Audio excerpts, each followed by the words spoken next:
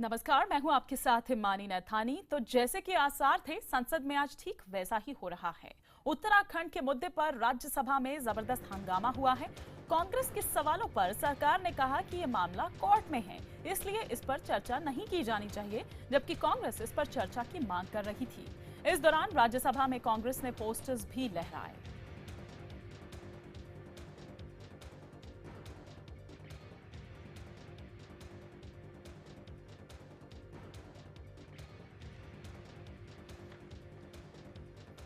I, Ripun Bora, having been elected a member of the Council of States, do swear in the name of God that I will. और आइए सीधे हम रुख करेंगे सदन का। I have therefore disallowed all the notices of adjournment motion. Mr. Kharge, I have disallowed your notice of adjournment, but still I shall call you in zero after paper laying. I will call you, but your adjournment motions, I can't. So now papers to be laid on the table. Sri Bandaru Dattatreya ji. Madam, I beg to lay the papers on the table of the House mentioned against my name at serial number 1 in today's list of business. सारा house चाहता है कि काम होना चाहिए, ये चाहते हैं काम नहीं होना चाहिए।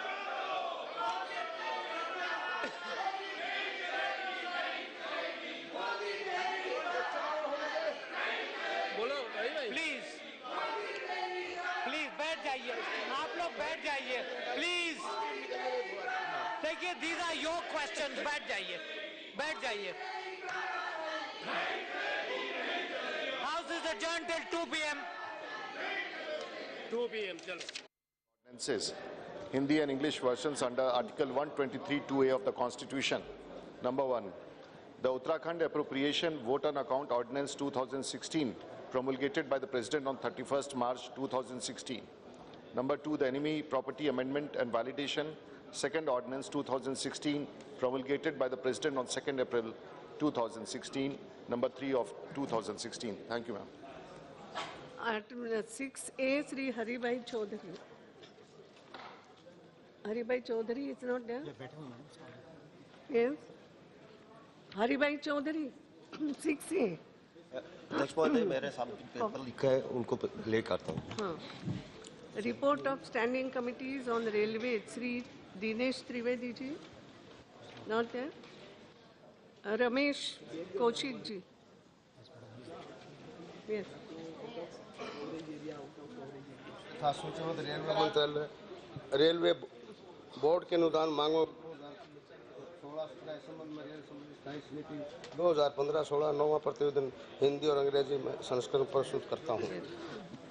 Item number 8, Sri Pinaki Mishra. She is also. Kind permission, I seek to present the 10th report of the Standing Committee on Urban Development as listed against my name in today's list of business.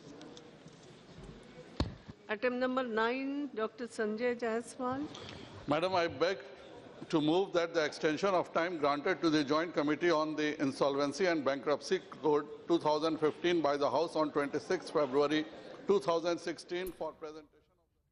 तो सदन अगर हम बात करें तो फिलहाल लोकसभा में तो अभी जारी है कार्रवाई, जो भी अपने मुद्दे हैं वो यहां पर बताते हुए। लेकिन राज्यसभा की बात करें तो हंगामा वहां पर हुआ जबरदस्त तरीके से। उत्तराखंड के मुद्दे को लेकर विपक्ष जो है चर्चा चाह रहा है, लेकिन यहां पर अगर बात करें तो चर्चा की अभी कोई ऐसी बात नहीं कही गई, इजाजत नहीं दी गई। तो यहां वेल में आकर जो भी सांसद हैं उन्होंने हंगामा करना शुरू कर दिया। इसी के चलते जो कार्यवाही है वो 2 बजे तक के लिए स्थगित हो गई है राज्यसभा की। मेरे सहयोगी अरुण सिंह मेरे साथ फोन लाइन पर जुड़ चुके हैं। अरुण सिंह, काम रोको प्रस्ताव के साथ कांग्रेस पूरी तरह से तैयार है, अपनी रणनीति वही दिखाई भी दे रही है अंदर।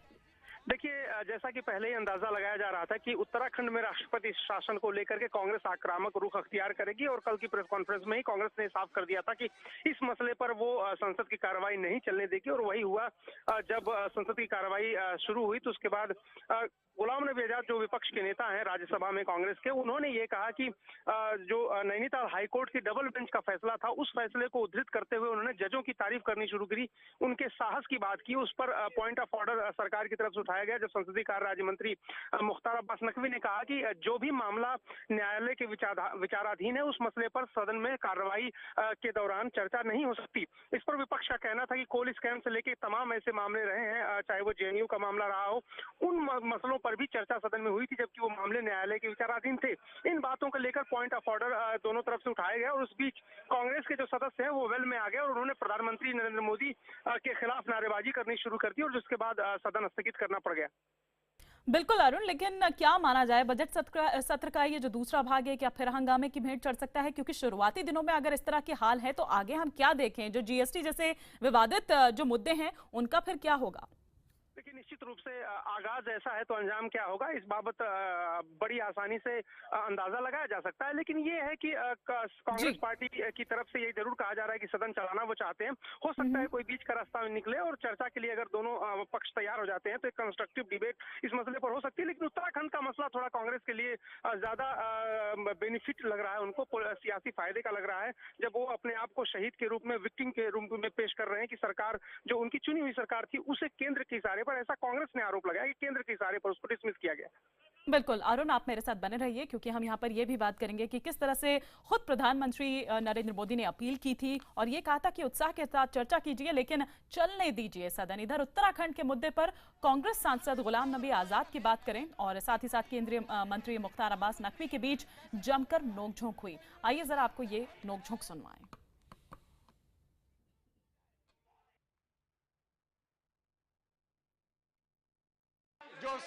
जो कोर्ट के सामने थे उस पर चर्चा हुई है, इस पर चर्चा होगी और होके रहेगी। इस तरह से लोकतंत्र का अपमान और लोकतंत्र का कत्ल नहीं किया जा सकता है। आप डेमोक्रेसी का कत्ल इस तरह से नहीं कर सकते हैं। लीडर ऑफ द अपोजिशन राष्ट्रपति शासन के मुद्दे पर चर्चा करना चाहते हैं, हम उनको जवाब देने को तैयार हैं, लेकिन हमारा पॉइंट ऑफ ऑर्डर है 238A। इसमें बहुत स्पष्ट है सर कि जो इशू न्यायालय में, सुप्रीम कोर्ट और हाई कोर्ट दोनों में ये सब जुडिस है, डिस्कशन हो रहा है, उस मुद्दे पर हम चर्चा नहीं कर सकते।